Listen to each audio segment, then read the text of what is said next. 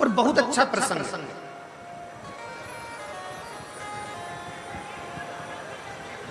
बहुत अच्छा प्रसंग।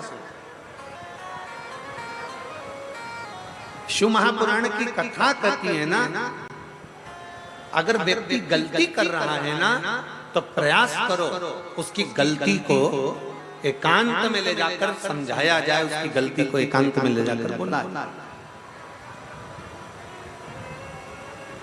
और व्यक्ति अगर अच्छा कार्य कर रहा है, बहुत अच्छा कार्य कर रहा है, तो शिव महापुराण की कथा कहती है कि यह भी प्रयास करा जाए कि उसकी अच्छाई को जनमानस तक पहुंचाया जाए।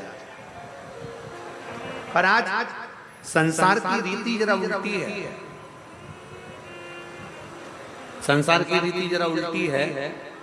बुराई को दुनिया के लोग पूरे जनमानस में फैलाते हैं और अच्छाई को दुनिया के लोग दबाकर रख देते हैं, दबाकर। कितना विचित्र है।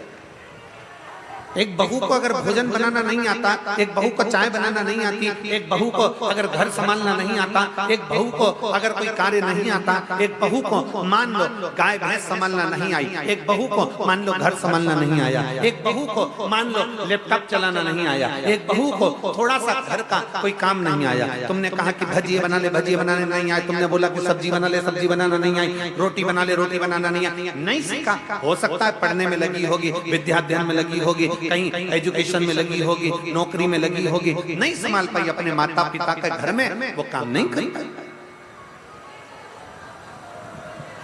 वो अपने माता पिता के घर में कोई कार्य ना कर पाए, हो सकता नहीं संभाल पाई। अब सास का क्या फर्ज है, देवरानी जेठानी का क्या फर्ज है? हमारी बहू को रोटी बनाना नहीं आता, हमारी बहू को सब्जी बनाना नहीं आता, हमारी बहू को यह काम नहीं आता, तो घर की स्त्री का फर्ज क्या है, घर के लोगों का फर्ज क्या है, घर की ननद का फर्ज क्या है, घर की देवरानी जेठानी का फर्ज क्या है, घर की सास ससुर का फर्ज क्या है कि मेरी बेटी को जो नहीं आता, सास ये विचार करे, देवरानी जेठानी ये विचार करे, ननद ये विचार करे कि मैं अपनी भाभी को ये चीज सिखा दूंगी, धीरे धीरे सीख जाएंगे। पर होता क्या है, चार लोगों में मौसी आई, हमारी मंजली बहू को तो कच्छू ना है, हमारी छोटी बहू को तो कच्छू ना है, हमारी बड़ी बहू को तो कच्छू ना है, मामी आई छोटी बहू को तो कच्छू ना है, काका जी आए हमारी छोटी बहू को कच्छू ना है, हमारी बड़ी बहू को कच्छू ना है, हमारी मंजली बहू को कुछ ना है। बस बुराई बुराई बुराई। अब निवेदन है कि तुमने उसकी गलती को सबसे कहा। अब वही बहू अगर तुम्हारा ससुर बीमार पड़ा, तुम्हारी सास बीमार पड़ी और उसको गाड़ी में बिठाकर हॉस्पिटल लेकर गई, 4 दिन तक हॉस्पिटल में पड़ी रही, पूरी दवाइयां समय समय पर देती रही, तो अब सास ससुर का फर्ज बनता है कि ये भी तो जनमानस को कहो कि मेरी बड़ी बहू जैसे, छोटी बहू जैसी कोई नहीं जो ससुर को हॉस्पिटल ले जाकर दिखा। पर नहीं, हम इन चीजों का स्मरण नहीं करते। हम तो केवल जो अच्छाई है उसको दबा देते हैं, जो बुराई है उसको प्रकट करते हैं।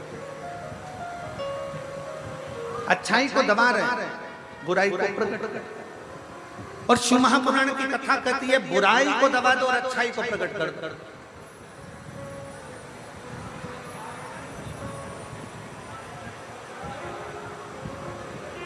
हर एक दिन हमारी सासू जी से हंस के बोली जेठानी, राम नाम को सुमिरन कर ले, 2 दिन की है जिंदगानी, 2 दिन की जिंदगी। इतने में सास को इतना बुरा लगा, उसने अपने रिश्तेदारों को फोन कर कर बोल दिया मेरी बहू तो चाहती है कि मैं मर रही हूं 2 दिन बाद,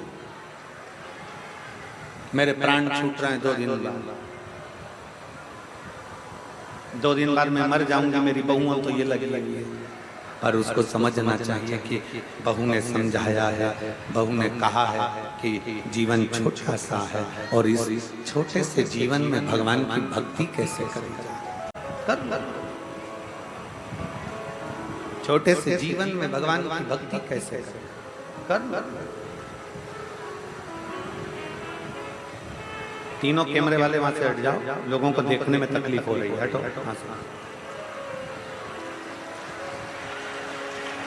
भक्ति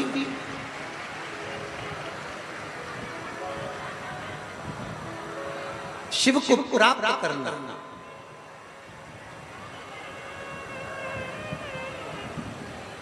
किसी के प्रति समर्पित हो जाना।